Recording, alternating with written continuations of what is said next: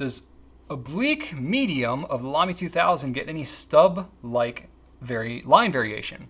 What would be the point of oblique if there was absolutely none? Because if the tip is round with 0 variation, it doesn't matter whether the pen is held like this or like this, which is what the obliques allow, right? Okay, so it's interesting that you asked this, and timely, because we just got in the Lamy 2000 oblique broad and oblique double broad. I don't believe we got any oblique mediums.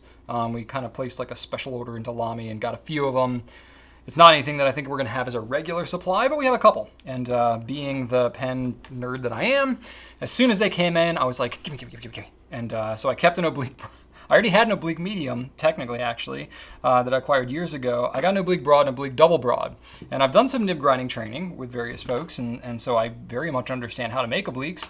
And so it's interesting to see from me like how Lamy does obliques, because even when I went and toured Lamy in December, I didn't see the specific nib grinds that they do. I only got to see other aspects of their manufacturing. So it was kind of interesting for me to see. So I did writing samples for all 3 of them that I'm going to share with you here today. So the oblique medium, I mean, it's the basic principle of it is it's kind of like a stub that is ground at an angle. And I've done nib sizes and grinds in a Fountain Pen 101, and I won't go into deep detail about obliques necessarily, but I will cover a little bit. So these are writing samples of all 3. And I show these to show you basically the finer the oblique is, the less variation you're actually going to see. I mean, you can see there's a little bit there, especially when you get over to the X's. And if you're writing in block print, it actually shows up a little bit more than just with traditional cursive. So it's really going to depend on your handwriting style. But the broader you go, the more variation you see, especially when you get to that double broad, the X's gets a little more pronounced, I guess, right? But even when you're writing in the cursive script, it's not very dramatic. Oblique nibs, basically what an oblique is, I'll try and real-time draw out an example of an oblique with an oblique, meta oblique. So let me tear up a fresh sheet here for you. So when you have an oblique, typically your nib is going to be, I'll do a drawing like this. You get the nib, there's your slit, and then you're going to have, you know, kind of a round ball. This is a terrible drawing. But there's your typical nib, right? So if you're looking at the face of the nib, just like I'm holding the pen like this is what you're going to see, you know, nice and rounded. With an oblique, you can do it tilted one way or the other, but I'm going to do what is typical and what the Lamy ones are, which is called a left foot oblique. That is where basically the nib is ground such that you don't see this part. So it's ground a little bit of a slant. And what does that actually buy you? It allows you to basically rotate the pen in your hand to the left, a left foot oblique, so that if you rotate the pen in your hand or you twist your hand a little bit, it allows you to write like that fashion. So it's subtle. It's not as drastic as a stub. It's not as drastic as an architect, but it's going to be somewhat drastic if you hold it at, not drastic. It's going to be subtle line variation if you hold it at a very, very, very specific angle, depending on your writing style. So it's the kind of thing that like obliques have become somewhat obscure recently. Basically, no one offers them stock. Pelikan offered some, but even they're scaling them back.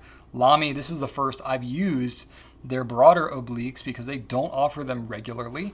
I don't know anyone else that really does offer them regularly. It's something that usually you see kind of custom ground for nibmeisters, or you see them with vintage pens.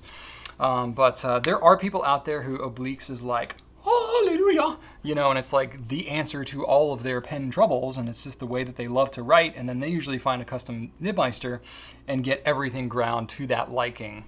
You know, it's, for me, it adds a little bit of flair maybe, but it's also, for me, it's such an adaptive way to write that I'm like, okay, I can do it, but it's just not for me. And like, I've passed my obliques, because we had, you know, this Lamy 2000, and we had the other Lamy, the steel nib obliques, a little while ago. And I passed those around to my team, and all but like 1 or 2 people hated them on the team. Like they just couldn't get them to write right, or they wrote with them, but they're like, this is just frustrating because you have to hold it at a specific angle and it's not as forgiving as regular nib.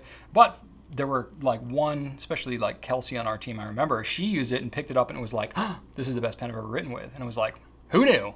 So it's in a just weird place right now with obliques because there's not a lot of them like super affordable where a bunch of people can just like try them and see if they like them. Even with the Lamy 2000, like it's not a cheap pen.